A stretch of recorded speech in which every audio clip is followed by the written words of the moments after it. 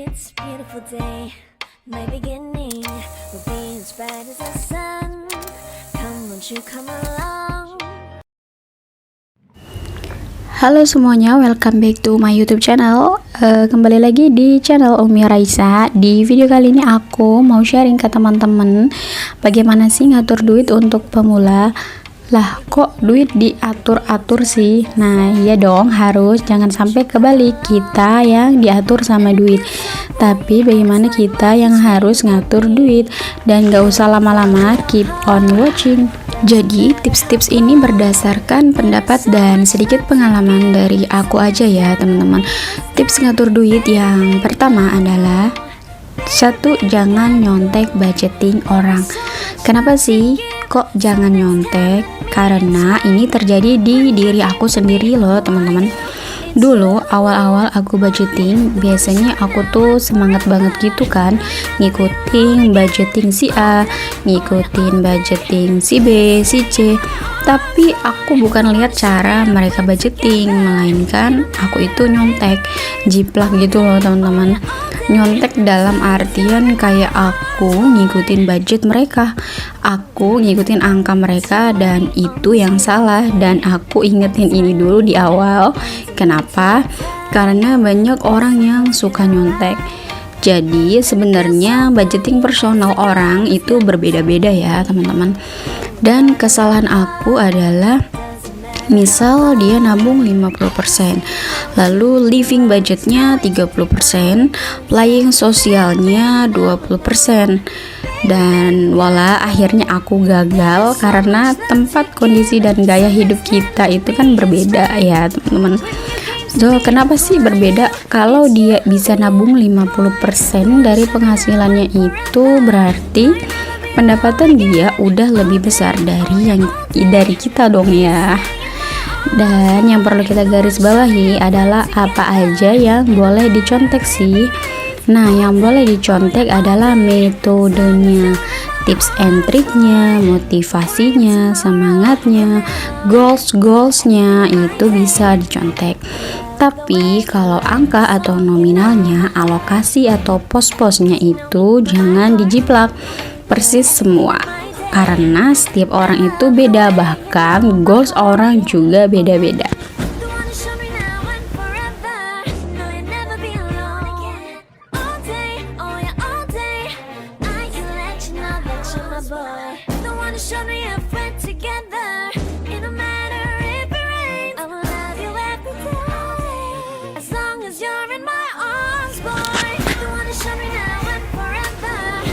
Lalu untuk yang kedua, tips selanjutnya yang kedua yaitu hafal rumus keuangan yang sehat.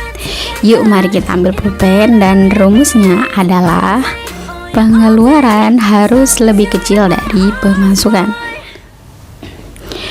Atau dibalik, pemasukan harus lebih besar dari pengeluaran. Udah, itu aja rumusnya. Nah, sesimpel itu ya rumusnya. Yang intinya sesimpel itu rumus keuangan yang sehat. Dan silakan pilih antara dua hal itu, income lebih besar dari pengeluaran atau pengeluaran yang diperkecil dari pemasukan. Ayo, kamu pilih yang mana? Dan kalau aku sendiri memilih income-nya yang diperbesar, karena pernah banget ngepres pengeluaran, tapi seriusan deh, itu berat banget. Dan kayak, oh apa mungkin memang udah segini kali ya kebutuhan, makin lama makin meningkat. Tapi kalau bisa sih keduanya ya, teman-teman, memperbesar income dan mengecilkan pengeluaran. Walaupun tidak bisa memperkecil pengeluaran, minimal kita bisa bertahan.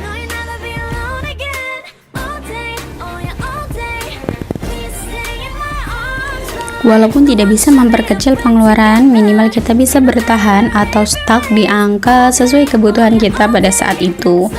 Dan kalau bisa, jangan sampai ketika kita tutup budget pengeluaran kita lebih besar daripada pemasukan kita ya, yang artinya minus. Karena kalau sampai di keuangan kita terjadi keminusan, biasanya kita akan cenderung berhutang. Tapi alhamdulillah sejauh ini minus dalam keuangan aku baru masuk kategori apabila aku nggak bisa nabung di bulan itu udah minus banget rasanya. Alhamdulillah nggak sampai berhutang, nabrak sana nabrak sini. Nah sekarang menurut aku tuh ya, kita pikirkan tuh jangan cuma nurunin budget atau nurunin budget terus, itu terus fokus kita. Nah gimana kalau fokus kita, gimana caranya fokus nambahin income atau pemasukan?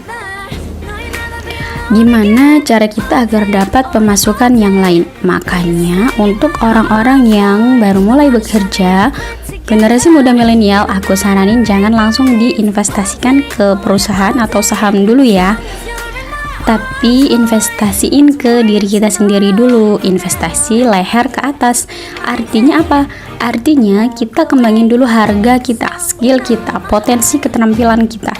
Kalau kita maksimalkan potensi dari dalam diri kita dulu, karena dengan cara itu kalau kita punya skill keterampilan yang lebih tinggi, otomatis investasi kita akan lebih tinggi loh teman-teman, dan itu akan membuat pemasukan kita juga lebih tinggi pastinya. Nah jadi diingat tadi rumusnya ya teman-teman, pemasukan harus lebih besar daripada pengeluaran, atau pengeluaran yang lebih kecil dari pemasukan. Dan selanjutnya untuk tips cara ngatur duit yang ketiga adalah pemasukan naik, investasi juga naik. Jadi jangan pemasukan naik, pengeluaran pun ikut naik. Kalaupun ada yang naik, naikkanlah investasinya, naikkan nominal tabungannya kita. Jadi menurut aku itu cara ngatur duit yang sehat. Karena kebanyakan, atau gak usah kebanyakan orang deh, aku aja dulu waktu baru-baru punya gaji, punya banyak pemasukan, jadi yang dipikiran itu, oh aku punya banyak gaji nih, pemasukanku bertambah, wah aku punya banyak kesempatan buat ngeluarin atau shopping-shopping, buang-buang duit. Masya Allah, ya biasalah ya anak muda ya begitu. Sekarang baru sadar, duh sayang ya, sayang banget. Dan syukurnya itu hanya berlangsung di 1 tahun pertama kerja. Di next tahun kedua ketiga bekerja, aku udah mulai melek finansial. Kayak misalnya mengalokasikan tabunganku menjadi emas LM Antam. Kalau sekarang itu bentuk LM Antam kan yang sertifikat ya teman-teman. Kalau zaman dulu itu modelnya masih bisa dipegang, kita sebutnya Antam Retro. Nah, mulai dari karena belajar dari pengalaman kita dan orang lain juga, ketika pemasukan kita baik, maka bukan berarti pengeluaran kita yang naik ya, melainkan investasi atau nominal tabungan kita yang harus naik. Tips ngatur duit yang keempat adalah no utang. Masih ingat dengan dalil soal hutang ya teman-teman? Hutang itu bikin hina di siang hari, resah di malam hari. Perlu kita tahu juga, seseorang yang berhutang maka wajib hukumnya membayar. Jika tidak, maka dosanya tak akan diampuni sekalipun orang yang berhutang itu mendapat kemuliaan mati syahid. Artinya, semua dosa orang yang mati syahid akan diampuni kecuali hutang. Hadis riwayat Muslim. Tapi ada juga orang-orang yang memiliki hutang dengan kategori masuk hutang yang sehat. Kalau kata Bang Raditya Dika, hutang itu boleh, tapi untuk aset yang bertumbuh. Contohnya apa? Misalnya rumah, kafling, sawah, semakin tahun itu harganya kan bertambah. Jadi bisa dibilang aset yang bertumbuh. Dan gimana dengan investasi? Investasikan aset yang bertumbuh tuh mbak, berarti boleh hutang dong. Kalau menurut aku sih enggak deh, jangan deh ya kalau bisa, karena investasi harusnya pakai uang dingin, pakai uang yang memang belum digunakan untuk tempo dekat. Minimal untuk tabungan jangka panjang, ya udah kita investasikan aja. Nah, hutang nggak boleh buat sesuatu untuk lifestyle atau gaya-gayaan ya teman-teman. Nggak boleh untuk aset yang turun, contoh mobil, semua kendaraan dan elektronik, karena semua itu harganya akan turun. Selanjutnya, tips ngatur duit yang kelima adalah gunakan cash.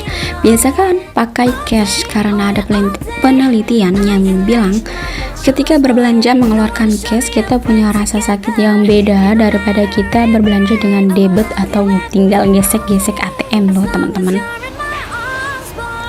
Aku mungkin gak semua pakai cash, tapi kalau untuk kategori belanja-belanja, aku usahain untuk pembayarannya itu cash. Jadi buat strategi menahan diri juga dengan membawa dan membayar dengan uang cash. sesuatu kebutuhan aja sih ya, dan itu salah satu tips agar nggak boros. Next, untuk tips ngatur duit yang keenam adalah bikin budget. Harus ada budget, makanya aku usahain untuk lebih sering bahas budget di setiap media sosialku. Karena menurut aku ini penting. Karena kita itu perlu banget budgeting untuk menargetkan dan memporsikan semuanya agar lebih terporsi dan terarah. Next, selanjutnya untuk tips ngatur duit yang ketujuh adalah diskusi dengan pasangan, khususnya untuk pasangan yang baru mulai menikah ya, atau pengantin baru gitu ya teman-teman. Nah, yuk mari kita open diskusi dengan pasangannya. Jadi ini adalah hal yang tetap kita harus pelajari bersama. Gak masalah sih ya yang ngatur duit itu suami atau istri, yang penting yang bisa megang duit aja. Jadi tipikalnya yang bisa pegang duit adalah orang yang firm, orang yang dia tahu kapan dia harus stop ketika dihadapi dengan hal mengeluarkan uang. Nah, diskusi dulu dengan pasangan mau budgeting masing-masing atau budgetingnya bersama, it's okay. Buat kalian yang masih pacaran yang udah mengarah ke serius, boleh juga tuh ya open diskusi terbuka buat budgeting plan. Nah, biar nanti kalau pas udah nikah nggak terkaget-kaget gitu loh teman-teman. Mungkin agak tabu ya ngomongin duit, tapi percayalah kalau udah ngerasa klop dan serius harus banget bahas ini. Apalagi kalau kalian yang punya pasangan sandwich generation, penting banget untuk kalian ngomongin hal-hal budgeting. Bagaimana kalian mengalokasikan dana untuk orang tua. Diskusikan sedini mungkin nih. Dan tips ngatur duit yang terakhir adalah ini perlu kebiasaan. Jadi mari move on, gak usah pusing kalau lupa nyatet, gak usah berhenti. Even ketika bingung ketika kita itu tutup budget, kok nggak balance ya, jangan bosen. Intinya kita itu harus ulang lagi di bulan berikutnya, terus karena itu yang bikin kita belajar. Karena kebanyakan orang ketika lupa nyatet langsung di stop bulan berikutnya, udahan males total. Ya udah, akhirnya kita di situ aja jalan di tempat, nggak maju kemana-mana. Jangan buat teman yang baru-baru budgeting terus semangat konsisten ya teman-teman. Karena kalau udah kebiasaan, ini bukan lagi suatu kerjaan yang memberatkan. Suatu saat akan menjadi terbiasa dan menjadi kegiatan sehari-hari kita. Nah, mungkin itu dulu aja tips dari aku untuk cara ngatur duit bagi pemula. Dan mungkin segitu dulu aja video dari aku. Semoga bermanfaat ya teman-teman. See you next video. Assalamualaikum warahmatullahi wabarakatuh.